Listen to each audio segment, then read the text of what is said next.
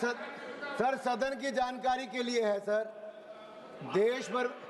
देश भर में ई सिगरेट बैन हो चुकी है, क्या सदन में आपने अलाउ कर दी है? नहीं, कोई माननीय सदस्य को कोई भी सर टीएमसी के सांसद पी रहे हैं सर टीएमसी के सांसद सर कई दिनों से लगातार बैठ के पी रहे हैं सर। कोई भी माननीय टीएमसी के सांसद पी रहे हैं सर नहीं सर, आप चेक करवाइए सर। एक मिनट व्यवस्था सर, सदन में अगर सिगरेट पीना अलाउ कर दिया है। एक मिनट प्लीज।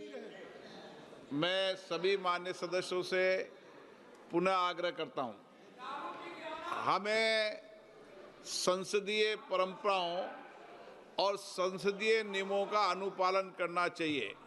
कोई भी माननीय सदस्य कभी भी ऐसा कोई विषय मेरे पास आएगा तो निश्चित रूप से इस पर मैं निश्चित रूप से कार्रवाई करेंगे।